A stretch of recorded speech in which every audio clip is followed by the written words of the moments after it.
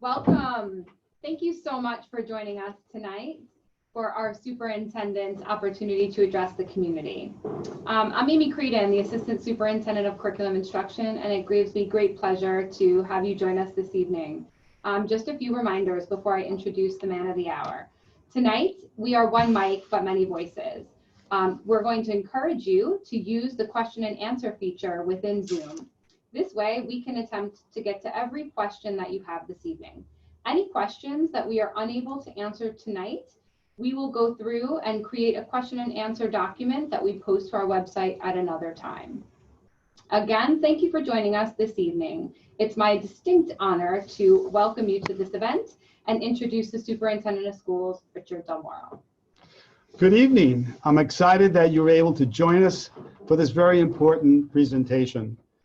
We've been planning for a long period of time, but remember this. We are a team here at our school district that includes all of the stakeholders, and it is with great pleasure that I have this opportunity to reveal, if you will, what everyone has been waiting for with great anticipation. What will the school plans be for opening come September for the 2020-21 school year? I'd like to begin by just thanking all of the stakeholders in the district for your patience and support. And on behalf of the Board of Education, all of our workers, teachers, non-instructional staff, food service, all of the departments have worked so diligently over the last several weeks to prepare for the welcoming of students back into the school district. I'd like to begin, though, by explaining the timeline in terms of how we started all of this huge Herculean project, getting prepared for the opening of the school term. Safely moving forward is our theme, and reliance is our strength, as we truly have evidenced that over the last not only several weeks of the summer, but also since we closed back in March and had to go to a remote environment literally overnight.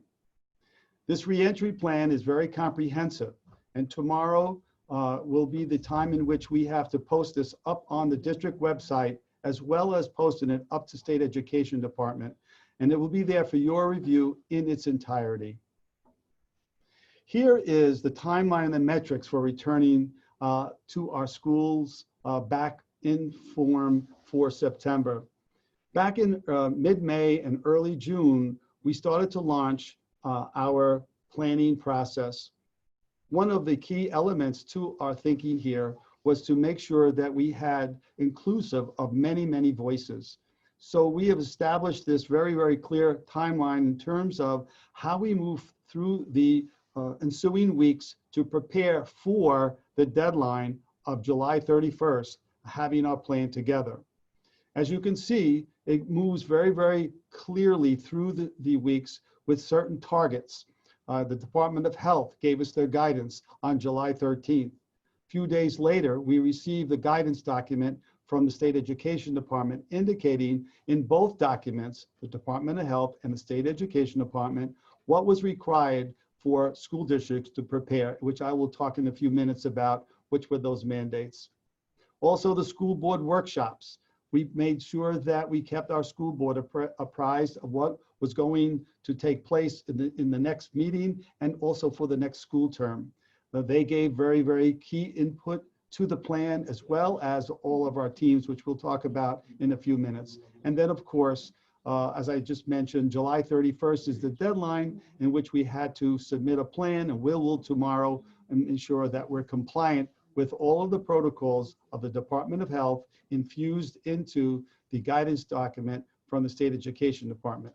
And as you probably heard from our governor, he's going to make a decision the weeks of July 1st through the 7th in terms of what will take place in New York State, which we will have to adhere to. Next, I would like to talk about the three scenarios in which we were required to prepare for the State Education Department. Here in a graphic with circles, you will see three different ways in which school will be transformed into our classrooms or into remote environments or a combination of both. Let's talk about what we all know. The first scenario, 100% in person.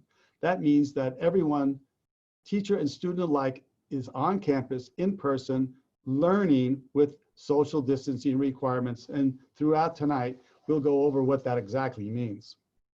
I'd like also to move to red, the scenario 3, which we've experienced in the latter part of the school term of last year.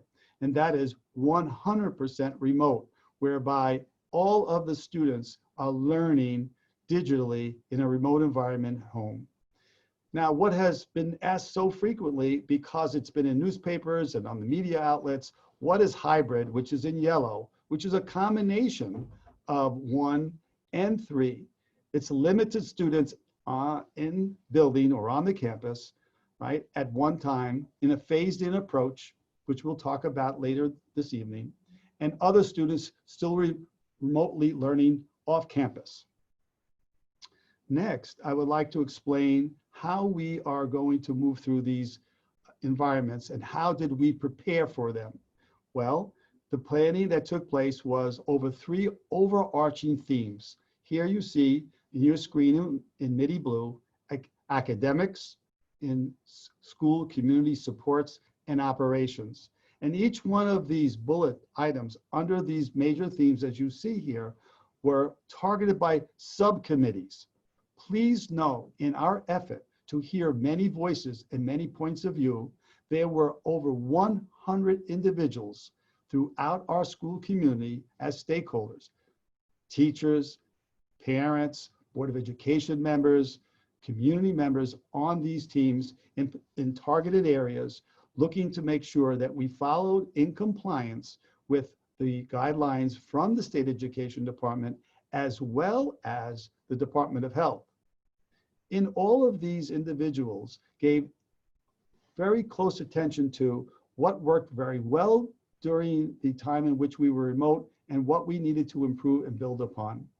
One of the things that you'll hear me mention several times throughout the presentation tonight is the first item on their instructional. We heard from our parents and our students about the need for increased synchronous instruction. And basically what that means is real-time instruction, live instruction in a remote learning environment. We realized that we had to create that to continue a robust, relevant, meaningful, and rigorous learning experience for our children, whether they're in kindergarten, learning in a very formal, traditional manner for the first time, if they haven't been in a pre-K setting, or all the way up to our most seniors in our 12th grade, who've been through perhaps 13 years of Middletown instruction. Also, very, very important to all of the supports to the academics was the operations. How would this take place in terms of the facilities, or health and safety issues and security, budgeting? How is this going to affect budget? Because quite frankly, school districts could not prepare for all of what we have to do when we had to make our budget preparations for board approval, as well as our constituents, you parents of our taxpayers inside our school district, to budget a school term for the 2021 school year. Also, a technology. Are we assuring everyone has a device? If we're in a remote environment, which we will be at periods of time throughout the year, will each one have access? Because that is so critical, especially in that third bullet under technology, equitable access to devices and high bandwidth connectivity. We will make every reasonable effort to ensure that everyone has access to the learning programs. Transportation is a critical issue. We'll talk about that too later in the presentation in a little more depth, because of all of the compliant regulations inside transporting children from the home environments into our buildings when we begin that process. Next, I would like to talk about our surveys, how in our town halls, what did we do to really have stakeholder engagement? One plan, many voices is our underlying theme. Here, we had 3 town halls, one for our instruction, 4 town halls, one for our instructional staff, one for our community, one for our non-instructional staff, and of course, one for our students. And we did that over a period of a couple of days so that everyone had that opportunity within a relatively short period of time to express their views as we were compiling our plan in the final stages. And you can see we had almost 1,000 participants over those 4 town halls. Also, in addition to the town halls and reaching out voices, we conducted surveys, and we had surveys for the community, for our instructional staff, and for our students. We had, and what you see right now, a circle graph of over 1,700 respondents to the community survey. And as you see in blue here, 30% of the respondents said they would plan to send their children to school in September.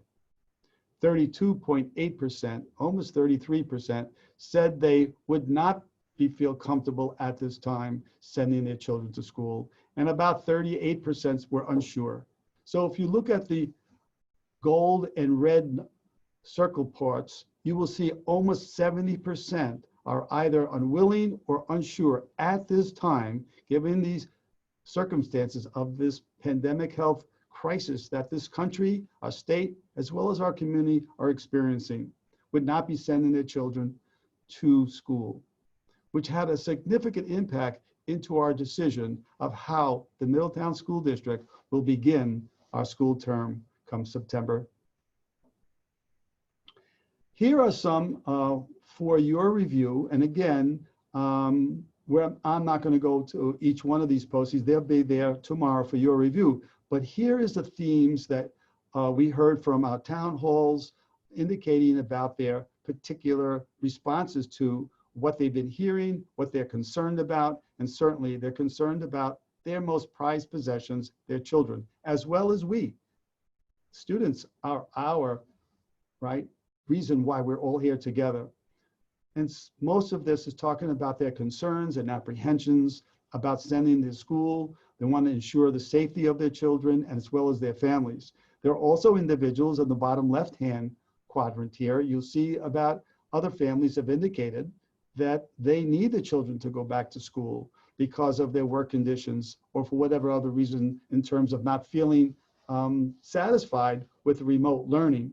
Please understand that you see that no matter how a school district decides in which they're going to present their instructional program, we cannot make everyone in our school district happy and satisfied with the final decision. Because as you can see here, some want their children to return to school, but the preponderance are either uncertain or unwilling to send their children to school.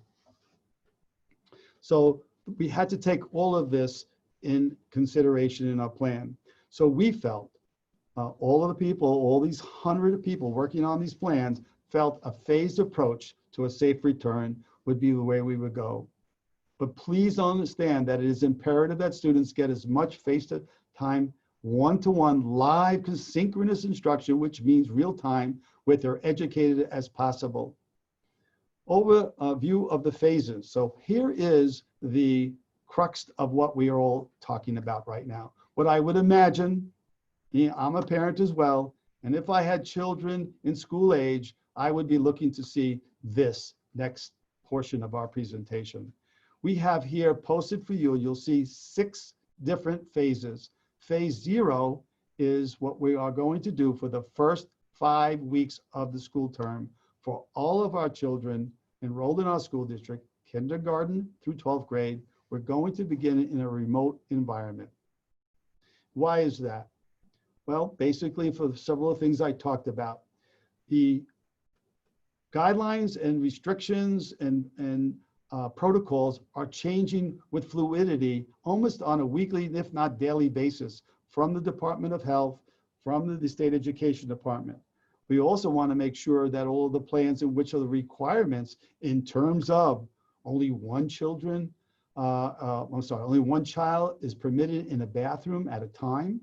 Hallways have to have only one direction of movement. We have to make sure that we are socially distanced, which means with a word that is clearly defined in our glossary of terms, that you have to have 6 feet distance between someone front, behind them, left and right. which really limits the number of student desks that we're permitted to have at one time in the classroom. So therefore, we wanted to make sure that arrivals have to be different times that other children arriving at the buses, curb stops.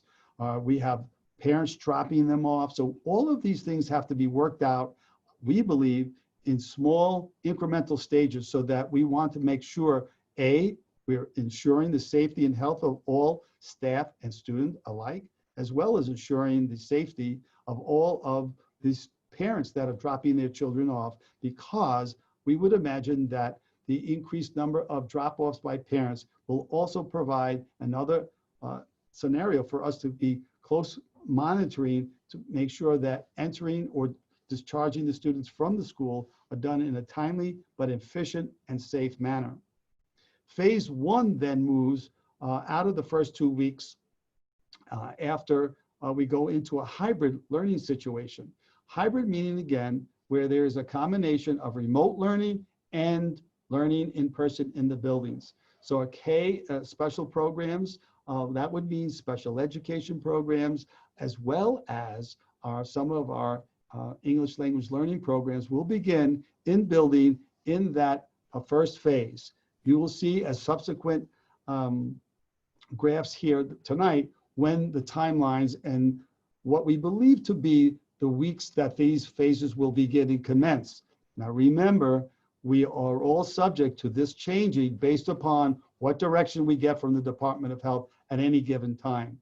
And also it's important that we may have to quickly pivot overnight almost into a phase, moving back to a phase, or moving to a remote environment based upon any individual, whether it is a student or staff member, being confirmed to have COVID-19, because we would be less than honest and transparent to say that that will not happen. Obviously, we cannot guarantee, no one can guarantee 100% sure that no one returned into the buildings would have that exposure, because they may have had that exposure from outside the school setting. So I'd like to continue going through the phases here. As you can see, it will start after the first 5 weeks. Week 5, or October the 5th, we'll start phase 1, and we'll be in phase 1 for about 2 weeks. And then each additional phase will be about 1 week in length. And you can see now in phase 3, we have the K2 in the hybrid learning, 3 through 12 remote, phase 4, K through 3 hybrid learning, K4 through 12 in the remote learning environment. Phase 5, you have K4 hybrid learning, K 5 and 6 in phase 6, and so on and so forth, all the way to phase 6, which we have will probably be somewhere in the first week of December. And please note, secondary parents, grades 6 through 12, although it says remote learning at that time, right? We will ascertain at that time, based upon the health conditions and what is happening around in our county, around in our town here, about can we bring back more kids into the secondary program. We will be looking at that very, very carefully. But remember, starting in phase 1, right, we will have special programs in the K-12 areas, and our children with special needs, our most vulnerable students, will be in early phases than phase 6. So theoretically, phase 7 might be for middle school, and phase 8 would be for high school, but will be to be determined at this time so that we can ensure the safety of all. Of course, what is the heart of a school district? Teaching and learning. Certainly, without a doubt, that is paramount to everyone's thinking. So what is remote learning? Remote learning means very clearly learning from in a distant learning environment. And we have here for a quick review of what that means in these large arrows here in colors, red, gold, green, and blue, that each area, elementary K5 will look different, obviously, than middle school 6-8 and high school 9-12. And what will in-person learning look like? Once it is safe, we will phase in our return to students for on-campus in-person instruction. to ensure why the health and safety of all, and that we can sustain that. Face coverings will be required, masks, if you will, when the children enter the buildings, inside the classrooms. They will be permitted to have what they call mask breaks, but once they leave the classroom, they must be wearing the masks. Masks must be also worn during instructional time. So will the teachers be required to wear that. And we will be working very diligently and consistently to ensure that all individuals inside the building are wearing their masks when social distancing cannot be maintained. I do think on the left side of this page here, you'll see a little narrative there explaining some of this. You see here on page 22. This document is about 52 pages in length. As I mentioned, it's very, very complex and very comprehensive. So it will be posted for your review at a link on our website for your review. So you can take your time in reading page by page or the areas in which you feel you want to focus in on. As we move forward, I'd like to talk about now the schedules. Here is a very quick review, clearly indicating what an elementary remote learning schedule will look like, right? It is from 8 o'clock to 3:30, but obviously the child will not be, in front of the screen for that period of time. All right, so they'll open up with pre-fuel. And what is so critical in that first slide or two we showed you about these social learning and community, social emotional learning, you'll see that throughout our program tonight, as well as in the document itself about social learning and emotional supports. Teachers will have activities to build class culture and support, and we'll spend a considerable amount of time, not only during this selected period of time, but when the teachable moment occurs, it will be infused or incorporated into the curricular areas that will be a very smooth transition. As we move from that very opening sessions, we'll move into a language arts class, typical of what's going on, whether they're in the building or remote, which this is again. Then there'll be a brain break or transition. They'll probably be able to take their masks off at this particular time, take a little break as they transition from ELA to math class. And then there'll be another break after that. And then they'll do science or social studies on alternate days for their group.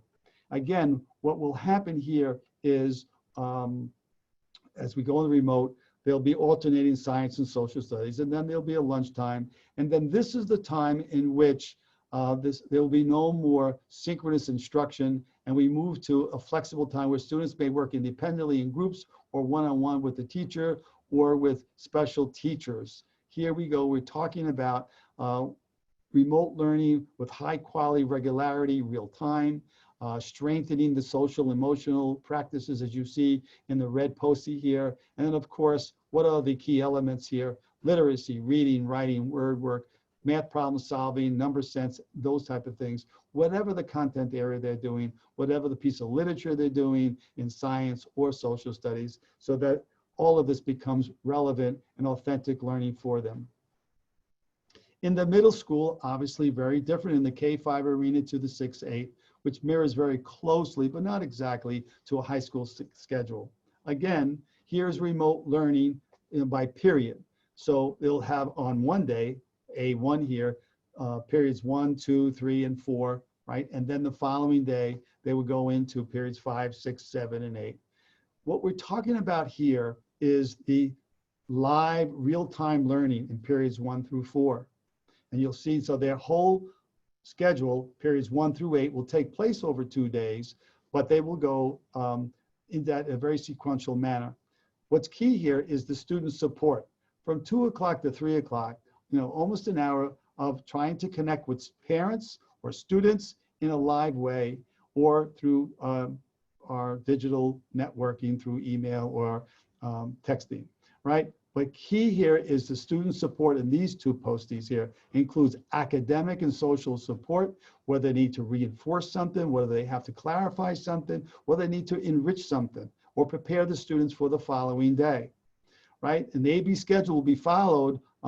If Monday is an A day, then the next day is the A2 day, and then B1 day would be on Wednesday and Thursday, B2, and then Friday, A1, and then again, when they return on Tuesday, would be an A2 day, as that the sequence continues very, very consistently.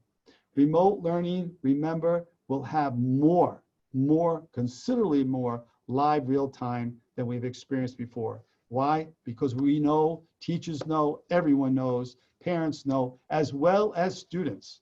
We heard you loud and clear, and therefore we're responding to the need for that. The high school schedule, of course, with more complexities, with an X, Y, D that we have always been used to, also follows the same thing in a 4-day schedule. X1, X2, Y1, Y2, and then of course the next day would be an X1 day, and so on and so forth. Again, trying to make sure that we have the minutes required for meeting course credit. Our goal, of course, is to earn credits, and student support includes academic and social support, additions, interventions, small group, accelerated graph in that period after the school day ends, with synchronous, again, live instruction, real time, right? Remote learning prioritizes high quality, regular, real-time learning, interfacing with students. I think it's important to also hear what the students said. They're looking for teacher-student connections, student-to-teacher connections, but equally important, it came off very loudly from the students that they wanted student-to-student, the socialization piece, which seemed to be absent in the spring term. Student schedules to earn credits to meet graduation requirement is paramount. Our goal is to make our students graduate with a high school Regents diploma, so they not just sitting at the table, so to speak, but excelling at the table. That is our key in whatever endeavor they want to pursue upon the day after graduation, so that we continue the quality education that they all deserve. Quite frequently in the document, you'll be seeing and you're reading about the cleaning and disinfection. You can see here all of the issues that many of us are concerned about. When I say many of us, I'm talking about all of us. Yes, all of the students and teachers must have their temperature checked as they enter the building on a daily basis, right? And also the staff must fill out a questionnaire for entering the building as well. It is so important that about ensuring and limiting the number of individuals entering the building, only parents or legal guardians will be entering the building, right? And that is for emergency or legitimate reasons to pick up their child. So visitors will not be frequent as we've had in the past.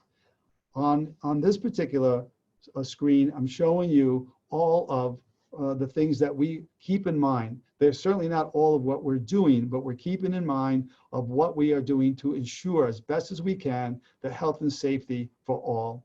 We've ordered over 1 million face masks, because if a child does not have a face mask entering the bus, they will be given one at the district requirement. We have over 3 different types of disinfecting materials, so that we ensure you see 100 sanitizing sprays for interior cleaning, 30,000 gloves are being prepared, sanitizing dispensers so that they could continue to wash their hands. We're on a 3-month cycle for air filtrations. We have already bottle refill stations so that you can fill your bottles of clear, purified water, 1-step, no rinse disinfectants.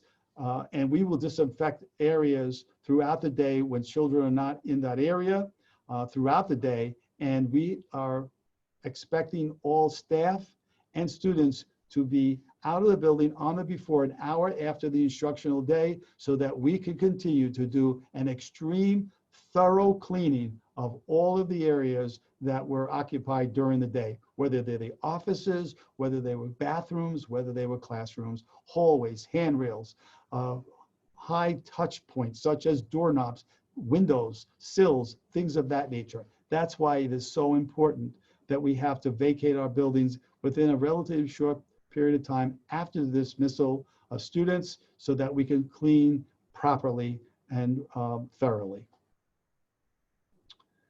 So basically, that is the meat of the presentation, ensuring the disinfecting and cleaning. When we're going to start our school day, I will be going to the Board of Education in the month of October, next month, to change the instructional calendar. We're going to start students with remote learning, phase 0, on Tuesday, September the 8th, right? Because the days of the 1st, 2nd, 3rd, and 4th of September, we probably will have those days earmarked for professional development for our instructional staff returning to work. So at this time, we're going to answer the questions that were posted up on the website. So I'm going to turn it over to Mrs. Creedon to ask the questions that were posted. Now, and we're trying to be very, very careful of the time here and honoring the time commitment that people have given us between 6 and 7 p.m. So there might be questions that are still unanswered by this time allotment, but I can assure you we will answer all of the questions not asked and answered tonight through the district website within a couple of days. Great, thank you, Mr. Del Moro. So I'm just going to take a quick minute and we'll take one of the questions from the live question and answer.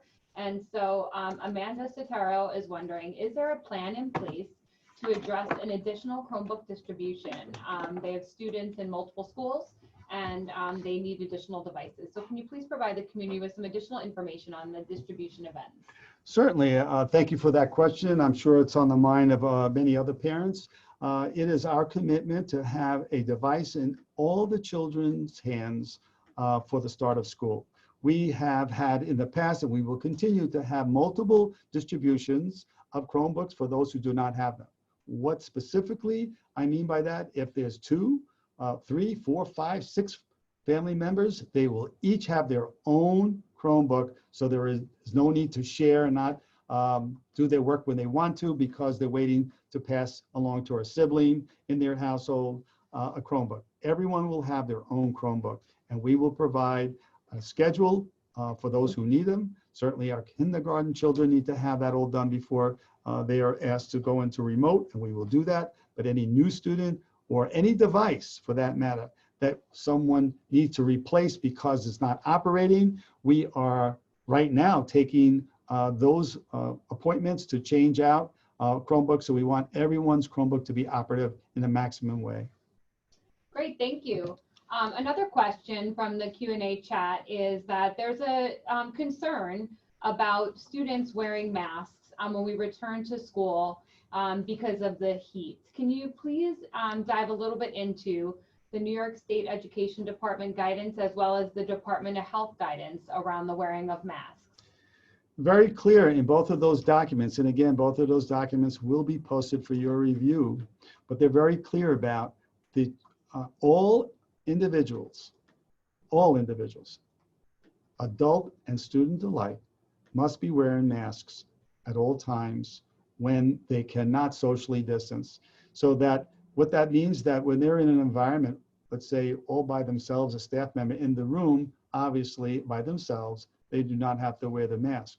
But when we start to bring back students, and again, another key element as to why we're moving in a slow but steadily fashion to incrementally bring back students, we want to see how all of this is operating in a safe manner. Students must wear the mask at all times. Adults must wear the mask at all times, except when they're eating or in a, as I mentioned during the presentation, a mask break. Great, thank you. A question from Jasmine Alvarez is, can you please provide some additional information on the BOCES programs? All right. Remember, there's 2 overarching different programs at BOCES as we have participated in those worthwhile programs for many, many years. Let's talk about the career and technical education programs at the high school. Last year we had, and we will continue to grow those programs, over 400 students, about 435 to be exact, participating in our CTech career programs such as plumbing, but not limited to plumbing, electricity, masonry work, culinary, large, small repair work, police work, nursing services, so on and so forth. We have been informed that BOCES will do that program on an alternating A-B schedule. So we will pick up children on the days in which we are assigned to bring their children to BOCES. We will make sure that our students are actively engaged in those programs. When we're in a remote environment, we will have transportation services to pick up the children to attend, if in fact, in which we believe BOCES is going to start an A-B schedule immediately in September, and therefore there'll be no child at the high school left out or unable to attend the program because of a conflict in schedule. We will congruent schedule so that the children can participate. Now, the special education programs there are going to run Monday through Friday, and therefore we will transport children so that everyone, whether it's in a special program or the CTEC program, will meet the requirements of their program. Great, thank you, Mr. Delmora. I think there's a few questions coming in that just want a bit of clarification. How are we beginning the school year? Will we begin the school year remotely or in person on campus? Well, as I mentioned earlier, for those who may have jumped in a little later, again, the guidance here is making sure that we are prepared for 3 different scenarios. 100% returning all into the buildings, what we know with social distancing requirements. Excuse me. Another scenario is 100% remote.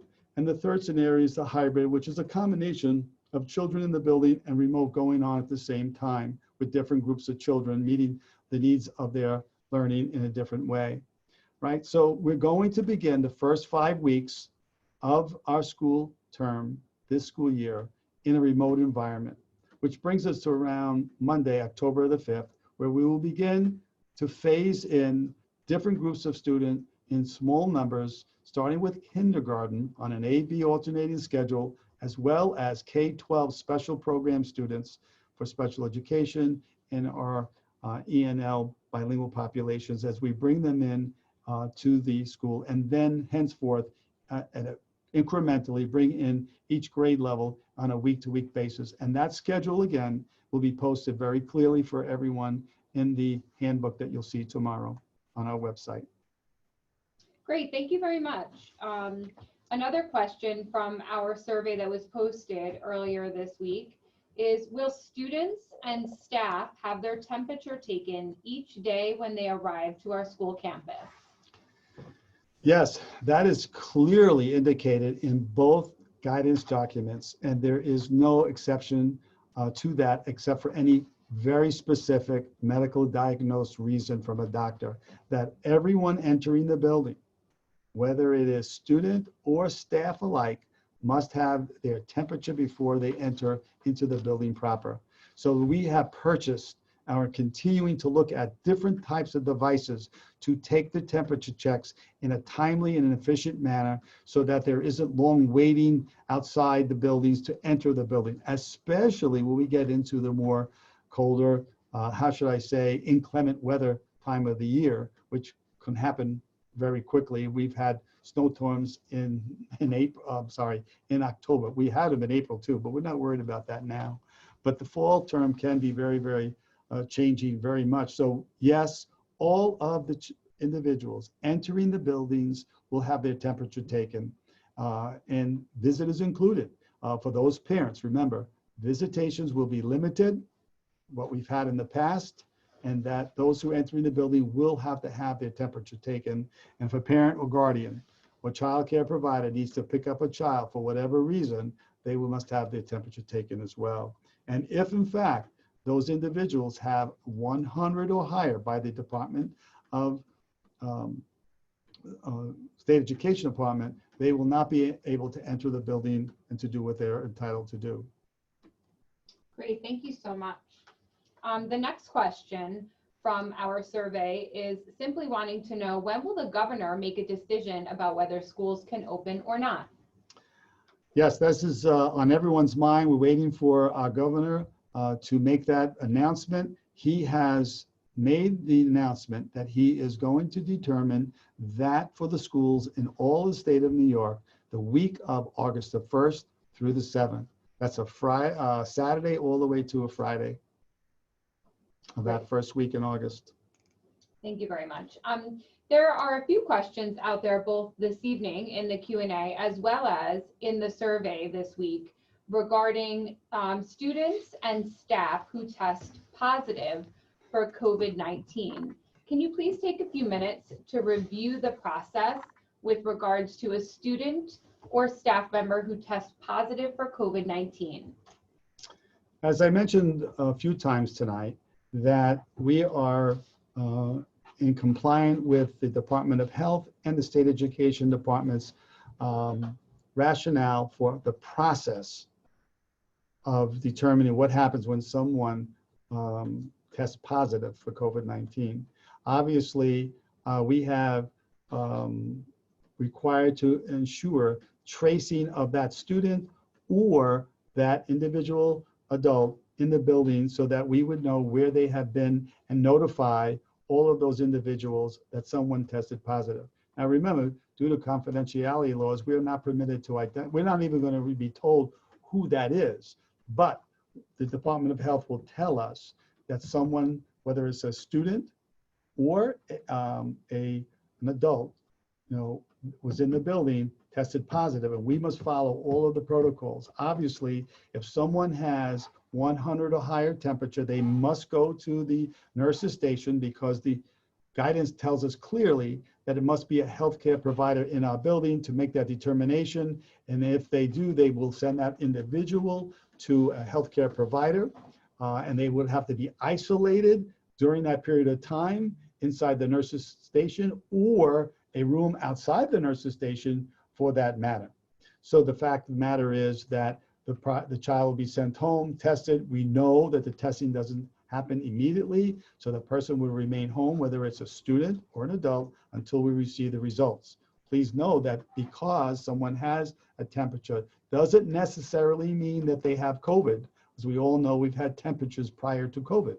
However, for the rationale and for the reason of safety, we do take no chances and we will follow the protocol very, very clearly. Great, thank you very much. There are some questions this evening asking, will students, primarily at the elementary level, given that they are required to wear masks all day when they're brought back for in-person instruction on our campus locations, will they be given mask breaks?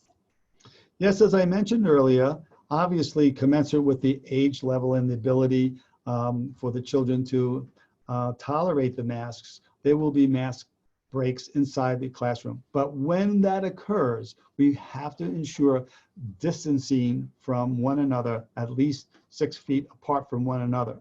Remember, the classrooms are going to look and be configured very differently than what we have over the past several years, in which we were encouraging group work, small group work. Those type of settings will not be permitted. The rows will be in straight rows.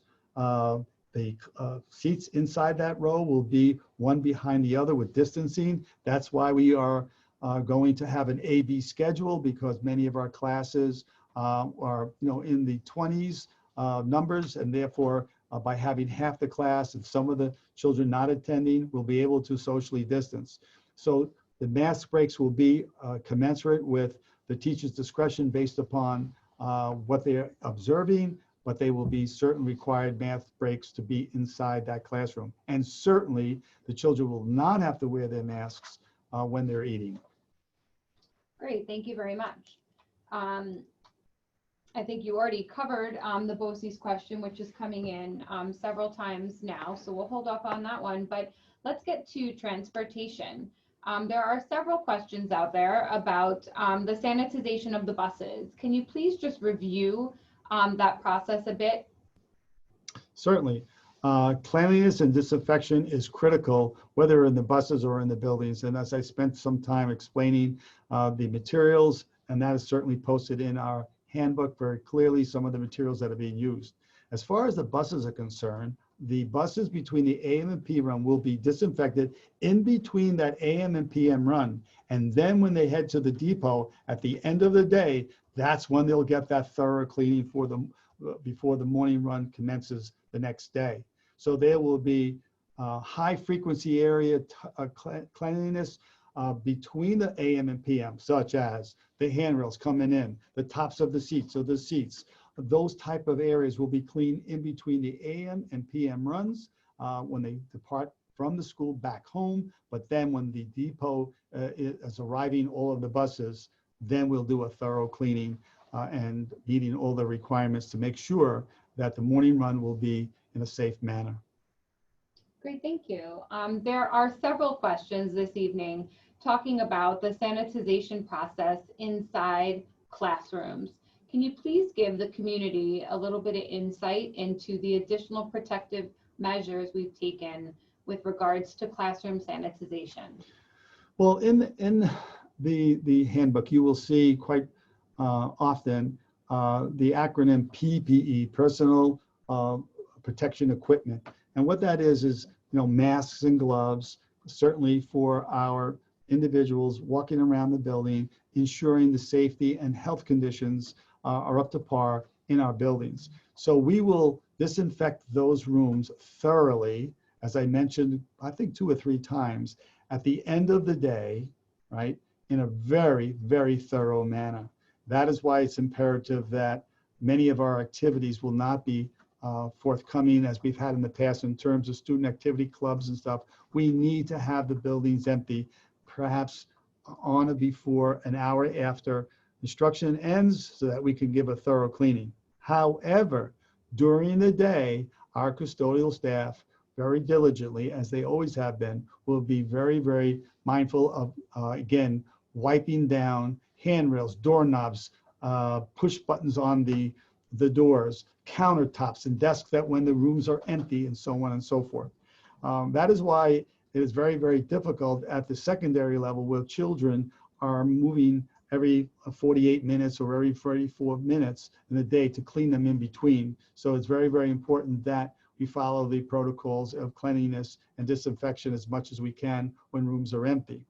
And that is another reason why we're moving slowly to make sure that we are meeting all of the requirements in a safe manner in terms of disinfection by having small groups of kids into the classrooms, into the cafeteria, or alternate areas where children will be eating, because in order to separate, we're not permitted to have the cafeteria filled. And as soon as we have to capacity as we have in the past, whether it's elementary or middle or high school. And therefore, disinfecting will take place in between the groups. So principals have already been informed about rescheduling lunch periods differently from when they have in the past, so that there is a lag time for thorough cleaning of countertops, desktops, tabletops, etc., as many times as possible throughout the day. But all of the thoroughness and cleaning will also take place in addition to what I just described during the day, after school, when everyone is out of the building. Great, thank you. There's quite a bit of discussion on both the question and answer form this evening, as well as in the survey this week, asking questions about our practices for socially distant classrooms and socially distant transportation. Can you please speak to that? Well, I think we've talked about it as we weaved in some of the responses before, but I have no problem explaining again the social distancing as earmarked by the Department of Health is 6 feet distance to the next person. So 6 feet in front of you, 6 feet behind you, left and right of you, there should be no one in that sphere, right? And as a result of that, and as a result of our enrollment, remember, we're one of the few districts in the Hudson Valley increasing in enrollment. And therefore, we have to organize the return to school very differently than some of the other school districts where you may hear they're able to do things differently. We have class sizes are in the low 20s, sometimes the mid 20s. And therefore, given the fact of X number of students that will be returning, we have to ensure that we're able to, inside the classroom, socially distance, which means although they're wearing their masks, they would have to be in a 6 foot sphere away from one another. Therefore, it is imperative to understand why we have an A-B schedule, why we're having kids come in small amounts, so that we can make sure we're managing this properly and safely for everyone, for the adult working in the instructional leader inside that classroom, as well as the students inside that classroom. So there will be that distancing apart. We will have to have, in some cases, some alternate learning places. There have been some suggestions by the Department of Health, as well as the Department of Education, that we convert some of the, let's say, the gymnasiums into learning spaces or libraries, which we might have to do so that we can ensure all of the social distancing, which will take place. Again, as we move forward into this crisis, and hopefully we don't see spikes as we've been hearing recently, predictions, hopefully we can maintain the phase-in process. Again, please understand that because we are maybe in the midst of phase 1 or 2 or 3 or 4, wherever we are, we may have to pivot overnight into a remote environment if in fact there is an outbreak in our community or someone tests positive in our school. And we're going to use various methods to trace the students or adults to their whereabouts and to identify and follow all of the requirements to notify individuals who may have been exposed to someone who tested positive. So on the topic of safety, and we've already discussed the necessity for students to wear masks and the idea that there are mask breaks built into the day. There's some question on whether students can wear a shield in place of a face covering or mask. Now that's a good question, because one would think that if I'm wearing a shield, I will not necessarily be required to wear a mask. The Department of Health clearly states, as well as the State Education Department, although someone is wearing a shield, they are still required to wear the mask, because the shield comes in the front of one's face, but the outside is exposed. So therefore, particles can get into someone's breathing area without the mask. Remember, the mask protects the person that you're speaking or in proximity to, not for you. So they're trying to protect everyone. So it will be required to wear a mask with a shield if someone chooses to wear a shield. Great. So I'm going to go into the survey that the question and answer opportunity that went out this week to families. And there was some question on whether visitors would be permitted inside schools. Well, I believe we covered that, and I'd be more than happy to answer that very directly. Obviously, it is to our advantage to maintain the health and safety as paramount, as we've been talking about all evening, and this document really addresses.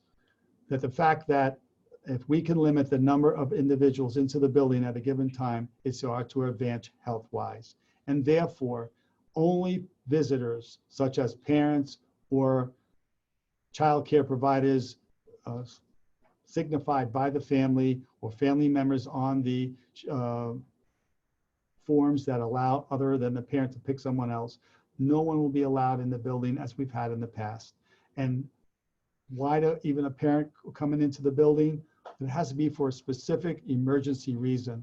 Now, I'm not talking about someone who's very seriously ill. If a nurse calls and says your child needs to be picked up, maybe they're that particular day they're feeling woozy or they vomited or something, and it would be in the best interest not to remain in the school, that parent obviously will be necessary to pick up the child, come and bring the child home. They will have to have their temperature taken, and they'll be escorted into the nurse's station or wherever the child may be removed to, as we have indicated that we have a separate room in each of the buildings. And tomorrow you will see on the website where those rooms are in each of the buildings. Obviously, they'll be different, but there will be very strict guidelines as to limiting the number of visitors into the building as we've had in the past.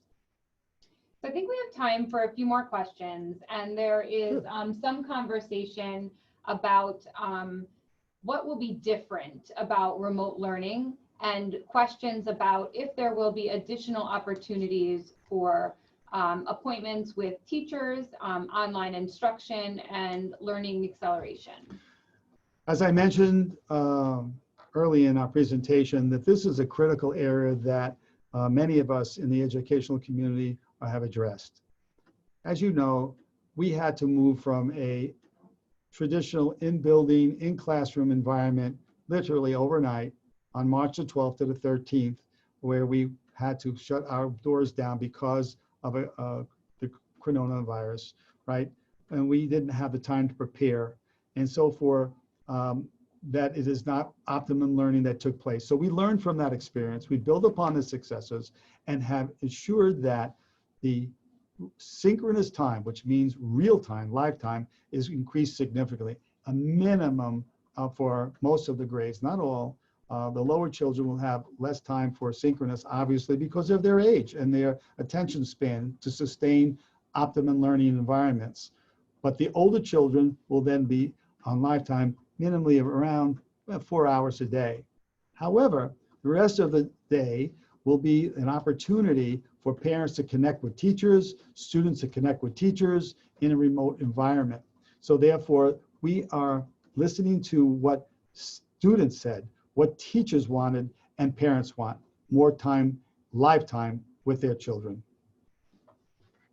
Great, thank you. There are several questions this evening for parents who are expressing, their concern and, wanting to know if they make a choice, are they permitted to keep their student home all school year, even if we are bringing students back for on-campus in-person instruction? Our goal is to instruct students in the optimum way.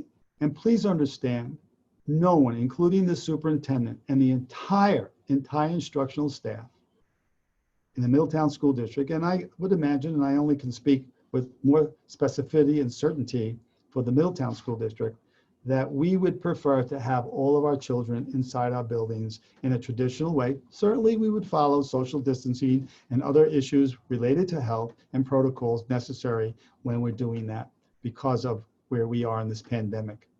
However, please know that when we move into total inside that building and someone chooses not to, there will have to be a serious medical reason diagnosed by a doctor indicating why that would not be permissible.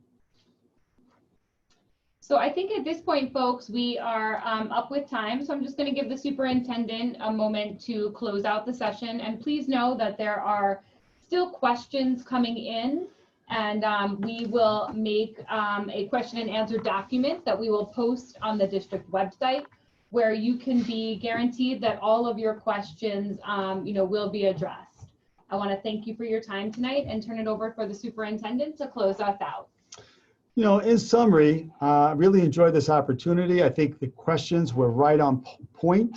I think that they answered many of the parents' concerns and apprehensions and curiosity. We love our children. They are your most prized possessions, and why we are in this career of educating your child academically, socially, and emotionally. That is our goal. That is our charge. You entrusted them to us. So this opportunity to share what we're doing and why, although it may not be satisfying to everyone listening tonight, but please understand, I can assure you that we did this in the best interest of all of the students, trying to keep in mind the compliance that we have to follow, both by the State Education Department and the Department of Health, as well as keeping in mind optimum learning and improving upon what we experienced in the spring. I understand that not every question was answered. Again, as was Mrs. Creedon indicated, that we will answer them via the website so that everyone's voice is heard and responded to. I will continue to reach out to the community periodically with town hall meetings. I will continue to have a superintendent's report at Board of Education meetings. We will still use the website for letters and communique to you. We will also have our Facebook district page to communicate to parents, electronic boards. We will use multiple modes to communicate, because through this time and beyond, communication between home and school critical to successful learning for your child. So thank you very much for joining us tonight. It is with excitement that I close out this presentation, not because it's coming to a closure, but because we've had this opportunity, and I think it's been unprecedented, not to overuse that word, but to really describe the fact that we are in a new time, and therefore we're using new methods to reach out to you. So thank you. I hope you have a wonderful evening for the rest of your time tonight, and look forward to seeing you in the future. Good night.